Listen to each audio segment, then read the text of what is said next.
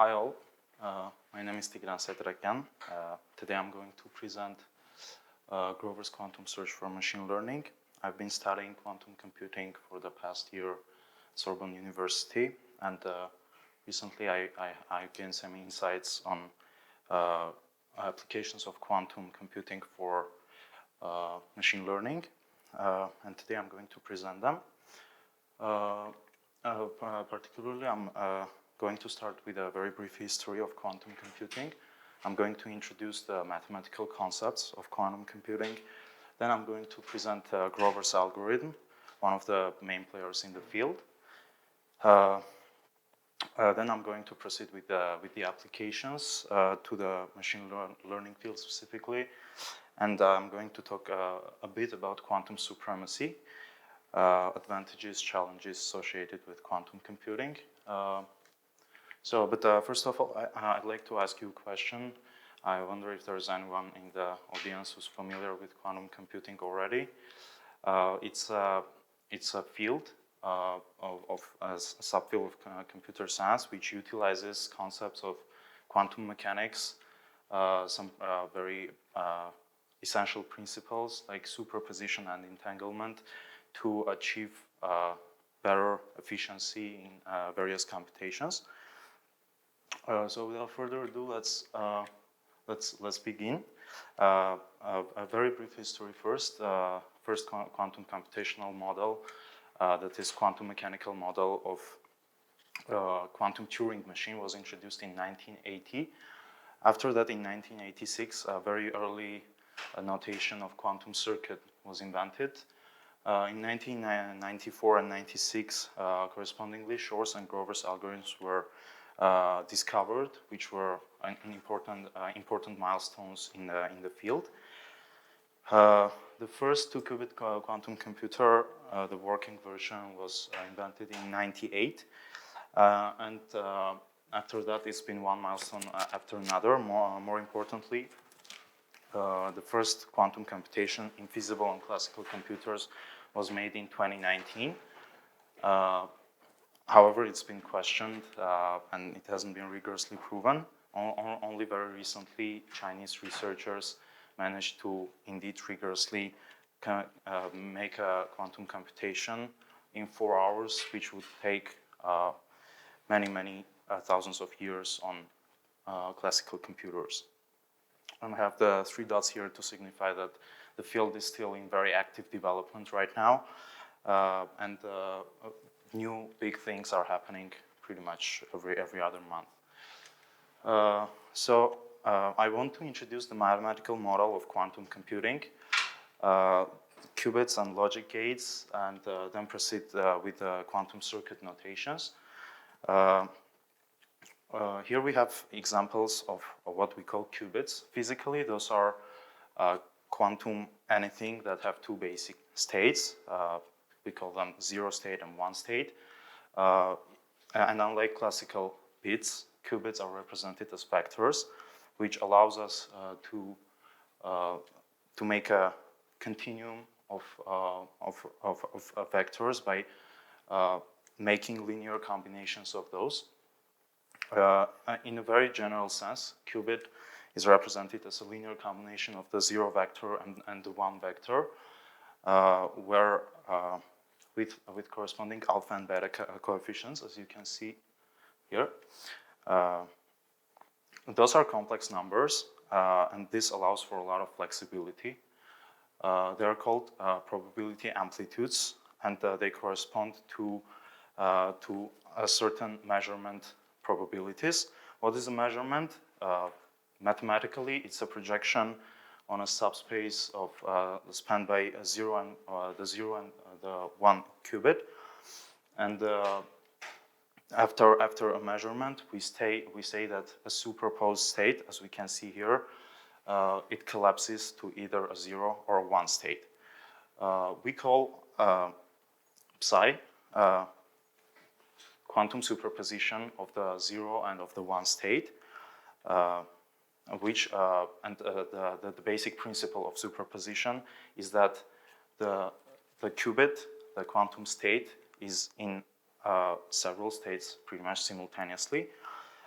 which allows for a phenomenon called quantum parallelism. Thus, for example, applying functions or making computations on the single qubit here, we can therefore apply these functions and make these computations for both of them, the 0 and the 1 qubit.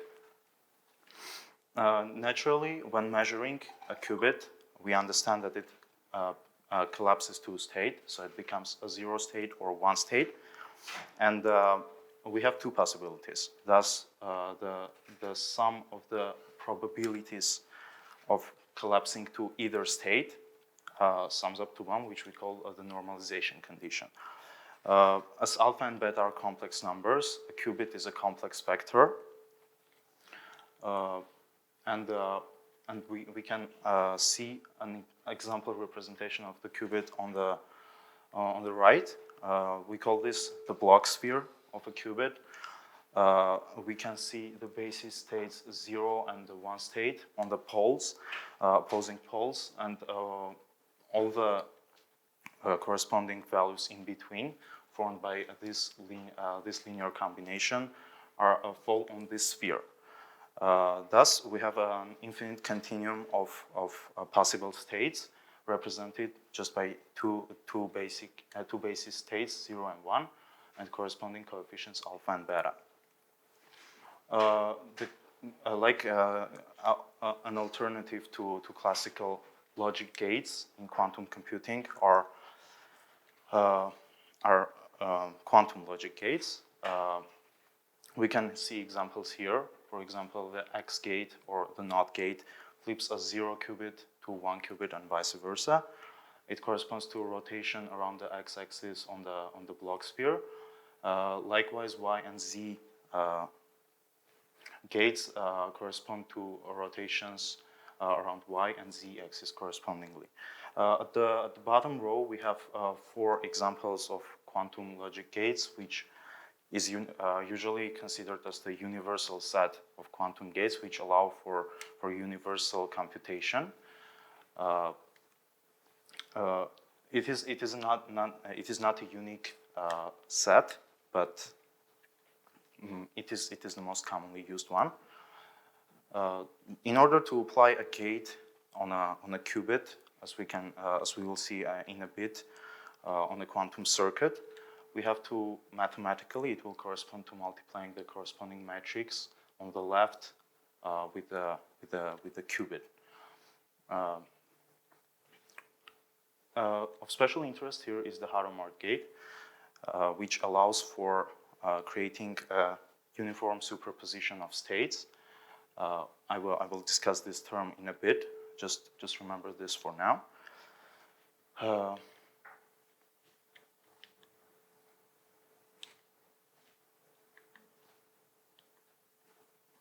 Excuse me.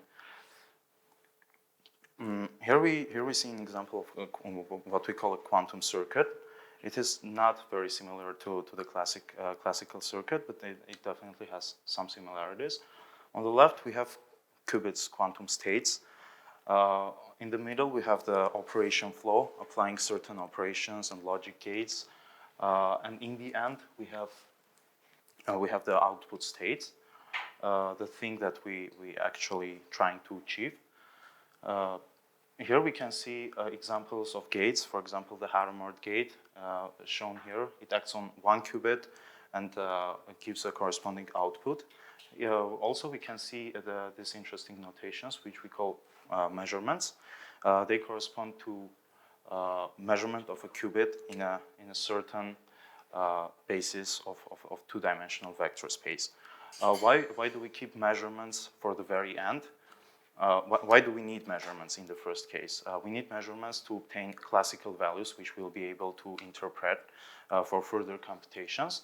But in general, we keep the measurements for the very end because, as I've mentioned before, measurements cause superposed states to collapse.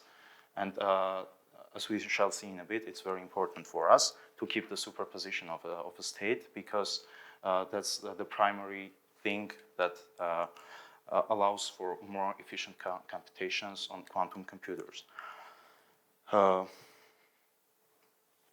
I guess that's it for the mathematical model of quantum computing, a very basic introduction. And I'd like to discuss shortly what makes quantum computing so powerful.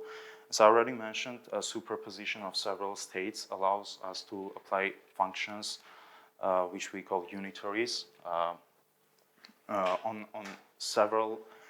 the superposition state, and thus allowing us to apply it on several different quantum states at the same time.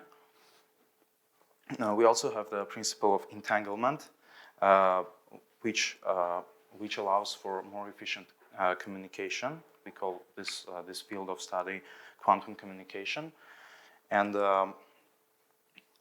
these two principles together pretty much form the basis for quantum computation and allow us for more efficient computing.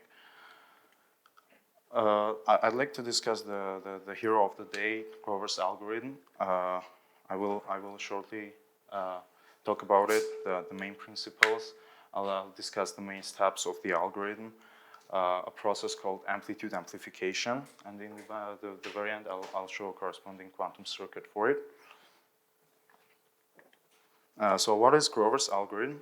It's an algorithm for unstructured search. Thus a search on unstructured data. For example, there are efficient search algorithms on structured data, for example, index databases and such.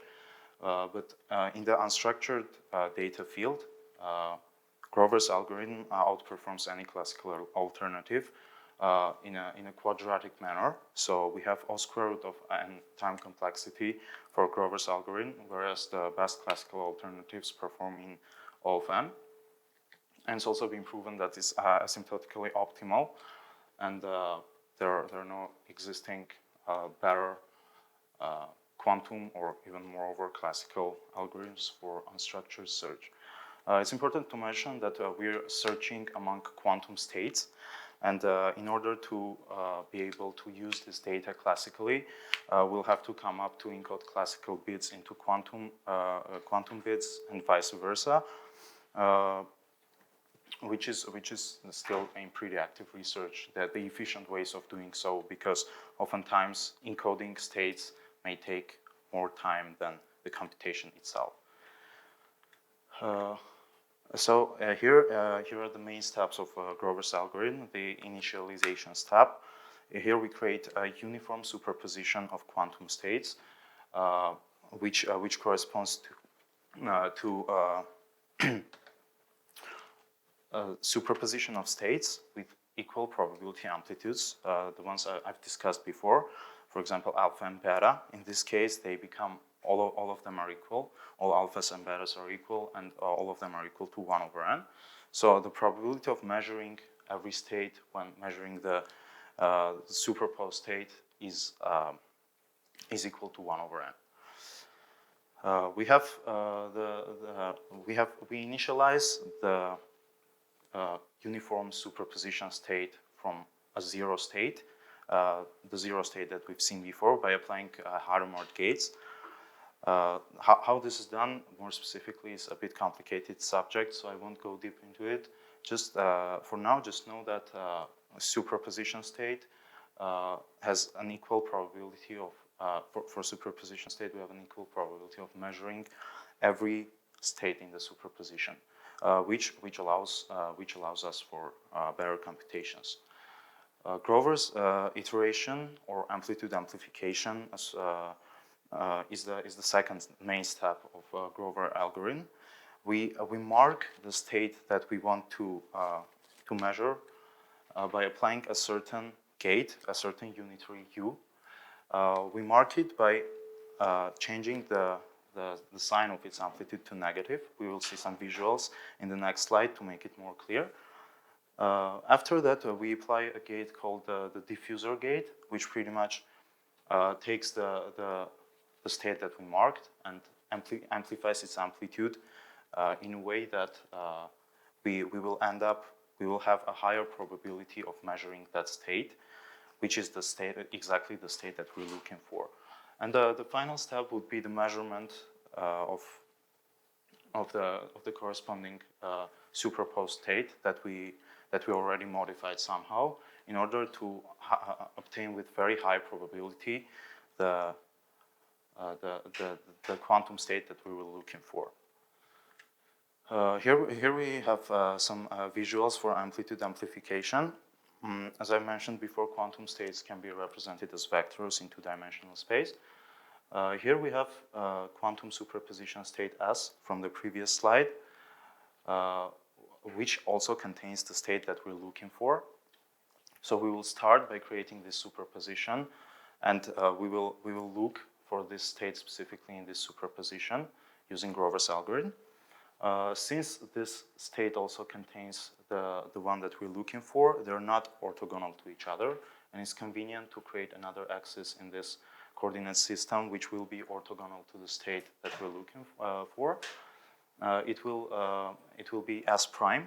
S prime here is achieved by removing W from S, and our primary goal is to rotate this vector towards W and away from S prime, so that when measuring, in the end, we'll achieve with higher probability the state W.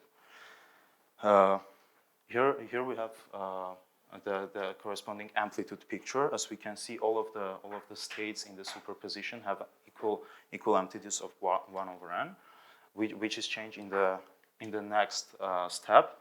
So this is what the quantum unitary UW does. It flips the amplitude and thus marks the state that we're looking for. Geometrically, this corresponds to rotation around the S prime, and we end up in a state that is merely reflected with respect to S prime. So the initial angle of S and S prime was theta. Now it becomes theta again, but from the other side. And the final step is to rotate this once again, reflected with respect to S, in order to get closer to the state that we're looking for. Amplitude-wise, it looks like this. So the amplitude of the state that we're looking for is increased, and thus the probability of measuring this state goes higher. I guess that's it for amplitude amplification for now. We thus achieve a larger angle with the state that we don't want, and a smaller angle with the state that we want. Why do we do all of this? Why do we do reflections and such instead of just rotating the vector? Is because quantum unitaries have specifics that won't allow us to simply rotate a vector in this space, and we have to come up with creative ways of reflecting back and forth in order to go towards our goal W. Here we have an example of Grover's quantum circuit. We start with an empty zero state.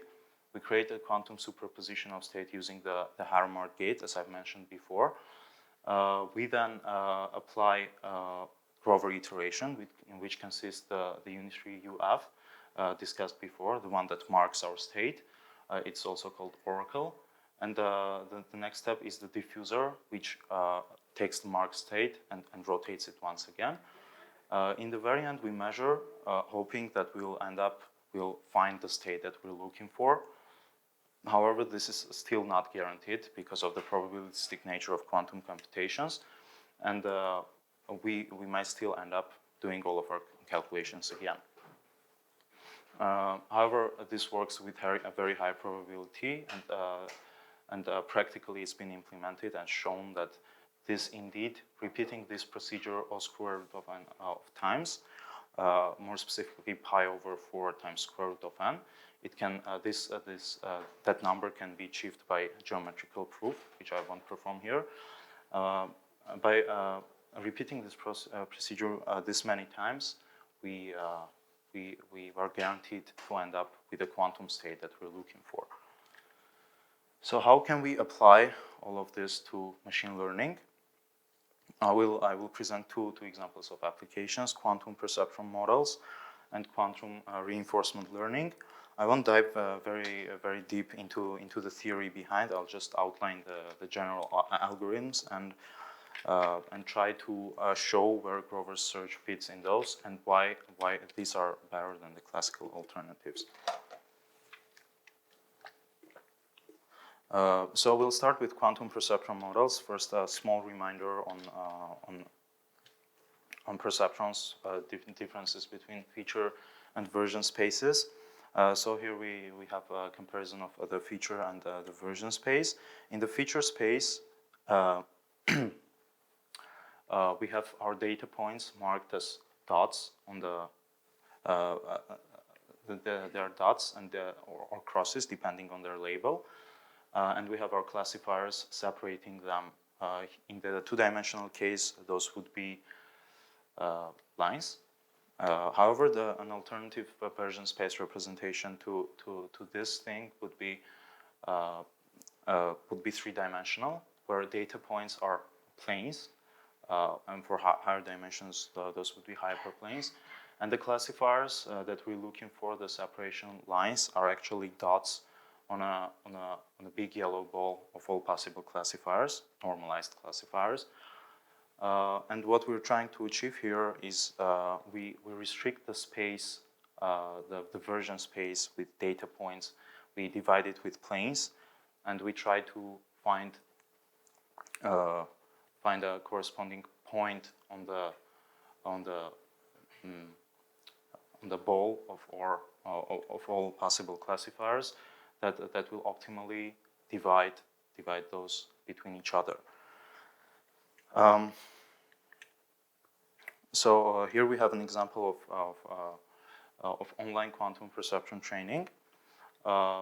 This is not very online because in online training we usually supply our data points to the model in a stream-like fashion, one by one. However, here we sample them from the set of all possible training points in order to be able to achieve quantum parallelism. So we'll need to apply several operations on several points in order to be able to gain the quantum advantage that we want.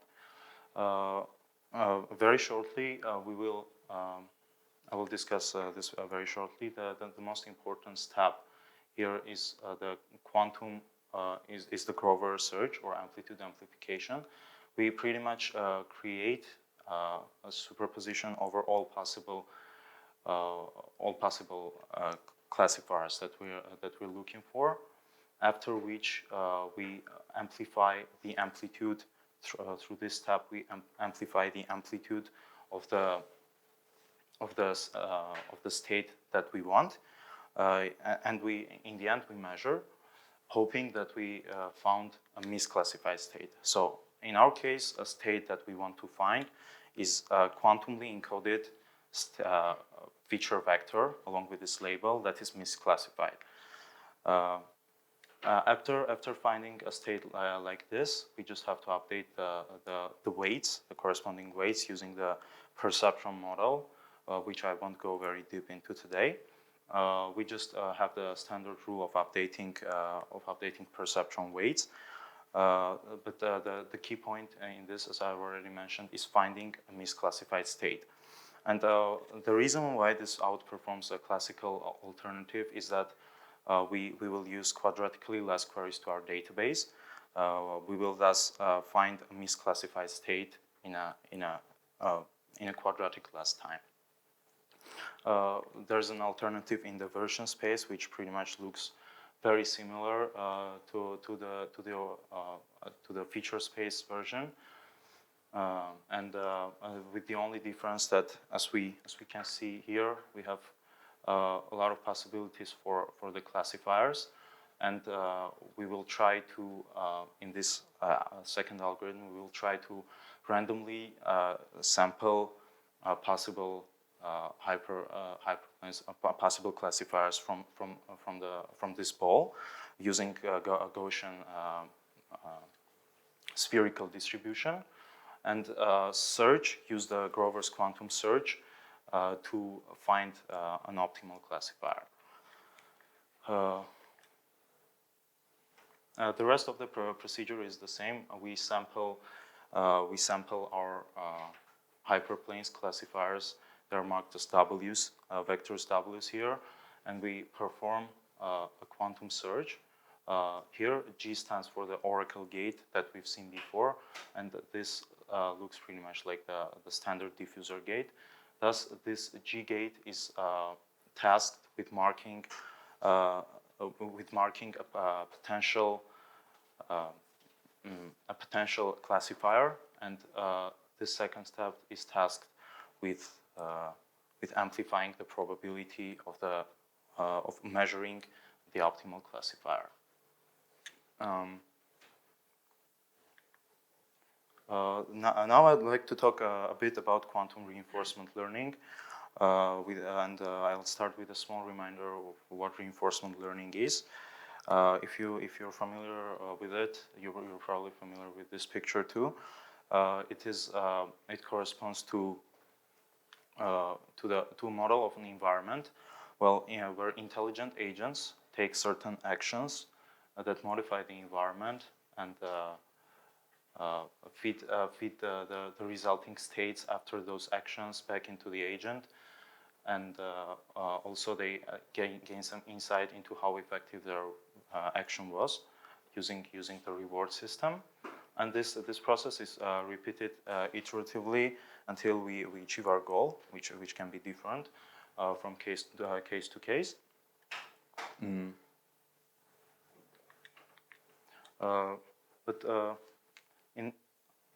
this model, it's very practical to use Markov decision processes to model the environment.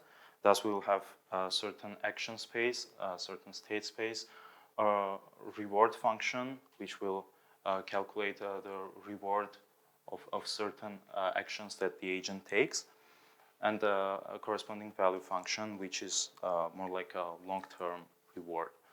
And our goal in reinforcement learning would be to optimize this value function in order to gain maximum cumulative reward in a long run.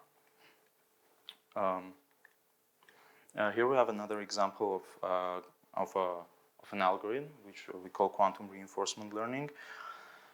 We have again the main principle is to create a quantum superposition over all possible states. Which will allow us to operate on them at the same time, parallelly, pretty much. And what we would want here is to encode our state and action space in a quantum vector, in a quantum state, in order to be able to apply Grover's search. So we encode our state as a quantum vector. We create a uniform superposition over all possible states of our system. We create uniform superposition over all possible actions, and we initialize our value function, which we're trying to maximize arbitrarily. For all states in the superposition, we repeat the procedure of measuring an action, thus getting a certain action from the superposition of all possible actions.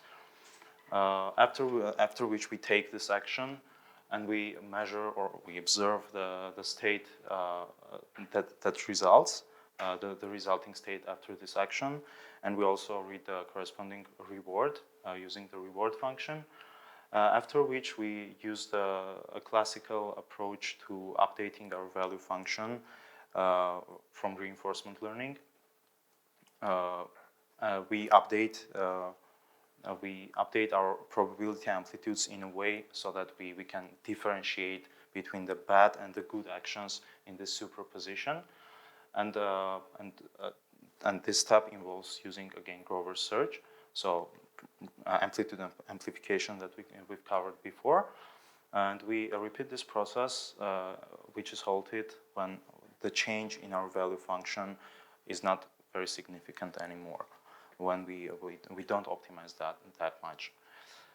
An important characteristic of this algorithm is that it operates on all of the actions simultaneously.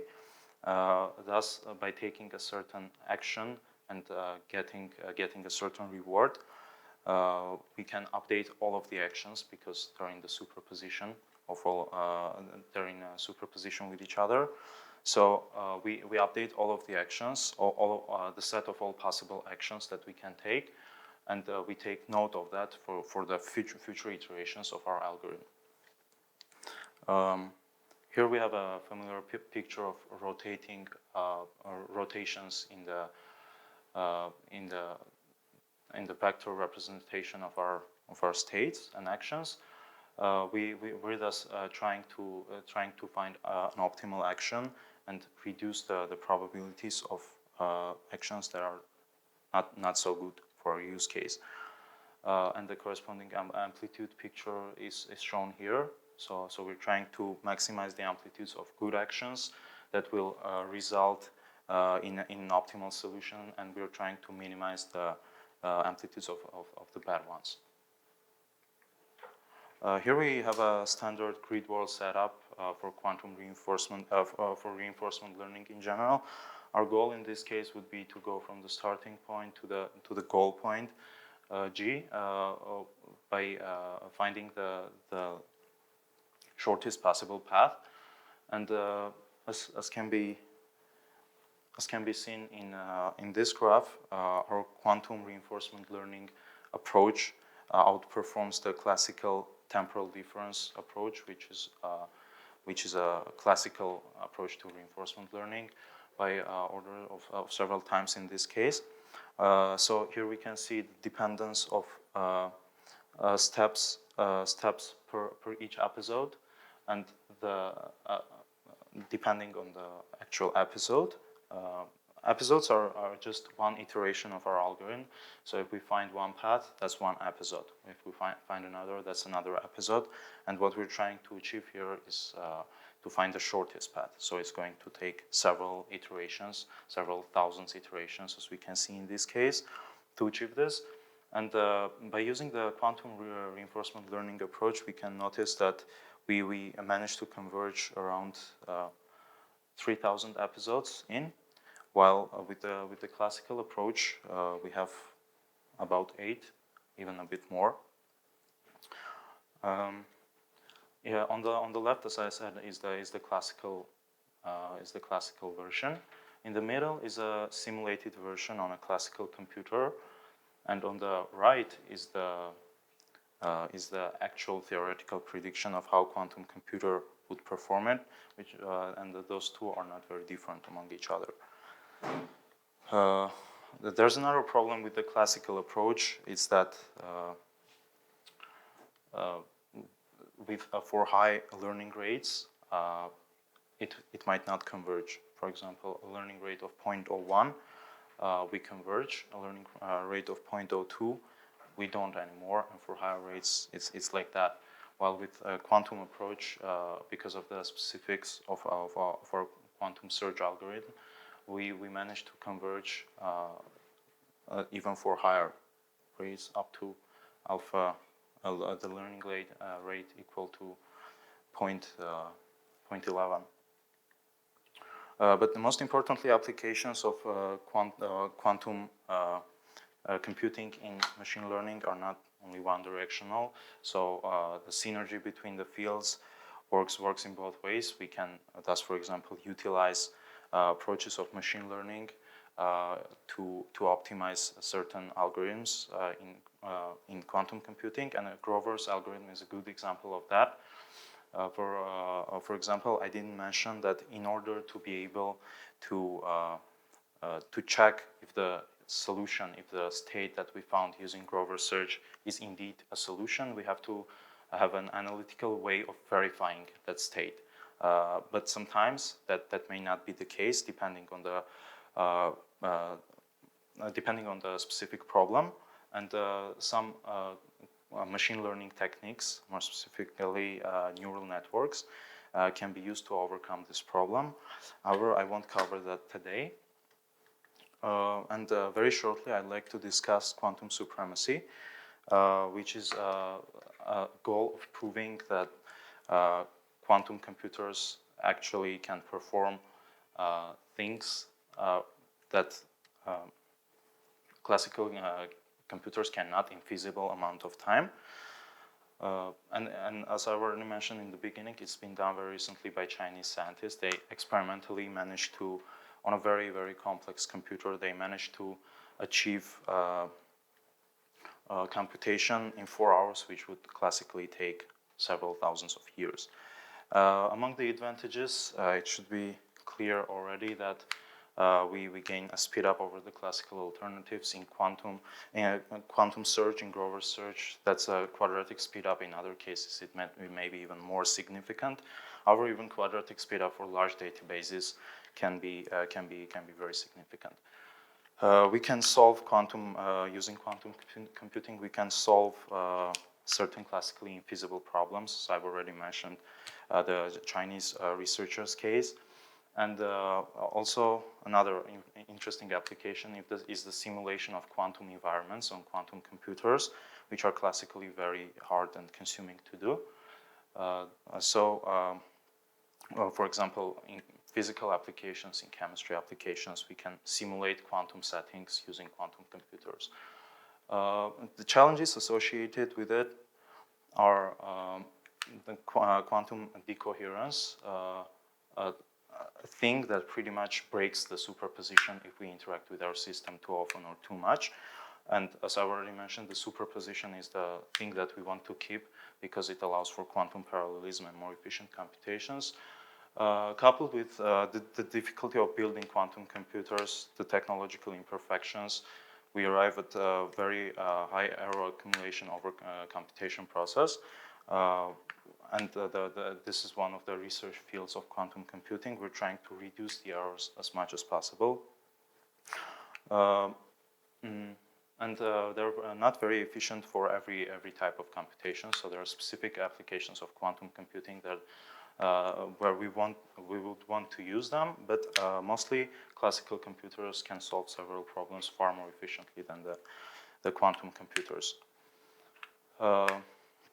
And finally, the vanishing gradient is an ML-specific problem, which I didn't cover today.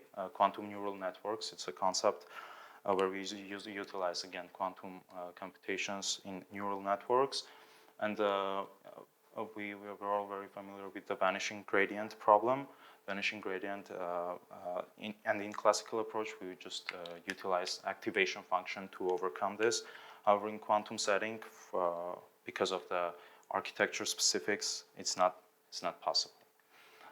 So to conclude, I'd just like to say that if you haven't started studying quantum computing, you definitely should, because especially if you're into the data science field, it has a lot of applications. And whereas it's not very popular today because of the physical imperfections in the production of quantum computers, it will certainly be, hopefully, in the nearest future.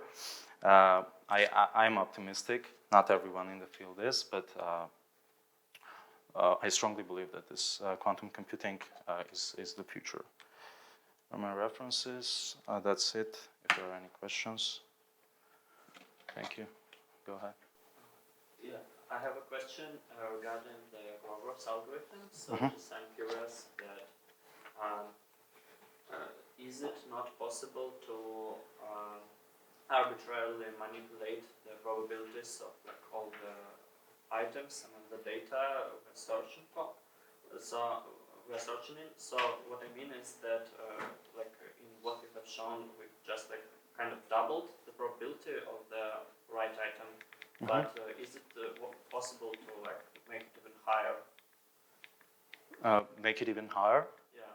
You mean to go even higher in this case? Yeah, so ideally we would like this item to have like probability like 1 or close to 1 and we all can. the rest are zeros. That's exactly why, as I've shown, we repeat this as many times as needed to go even higher.